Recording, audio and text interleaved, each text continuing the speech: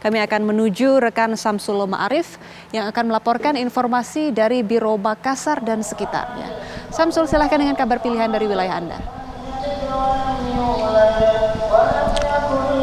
Baik, dari wilayah Biro Makassar, Anggia Ebony dan pemirsa, kami akan menyampaikan informasi terkini dari daerah Papua, di mana memang pada hari Kamis kemarin terjadi sejumlah peristiwa keributan antara ribuan pengantar jenazah dengan aparat keamanan melakukan pengamanan di sepanjang jalur rute pengantaran jenazah almarhum mantan Gubernur Papua Lukas NMB, yang mana kita ketahui bahwa dalam proses pengantaran jenazah kemarin terjadi beberapa insiden, diantaranya ada pelemparan sejumlah bangunan, kemudian ada beberapa petugas keamanan yang mengalami luka-luka. Ya, dari catatan kami ada 14 orang yang mengalami luka akibat peristiwa kemarin, diantaranya 1 orang anggota TNI, 7 orang personil kepolisian, termasuk dengan PJ Gubernur Papua Ridwan Rumah Sukun yang terluka di bagian kepala akibat terkena lemparan batu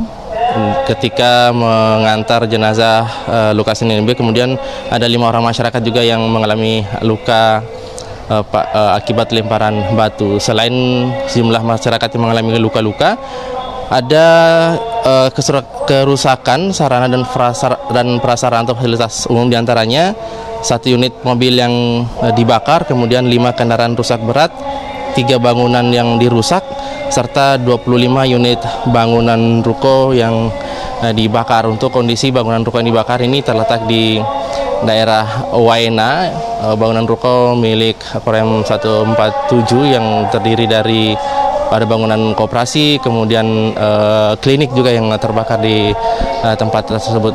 Kronologis terjadinya kebakaran ini ketika rombongan pengantar jenazah yang melewati daerah Waena kemudian dihalau oleh petugas keamanan.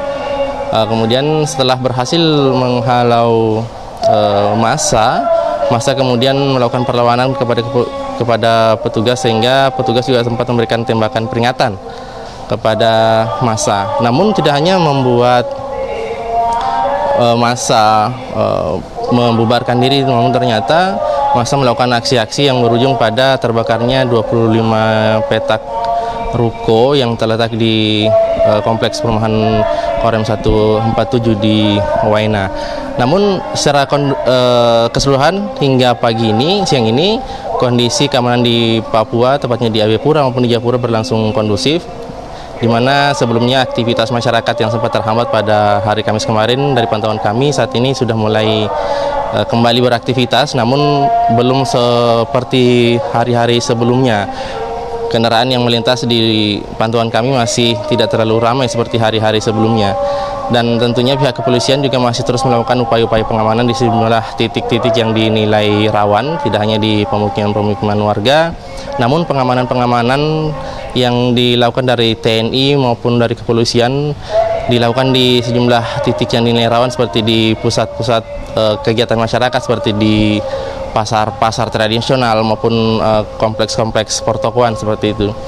Dan informasinya juga aparat keamanan TNI Polri juga nantinya akan membantu untuk memulangkan warga-warga yang mengikuti rangkaian pemakaman jenazah dari mantan Gubernur Papua Lukas NMB yang rencananya akan dimakamkan pada hari ini.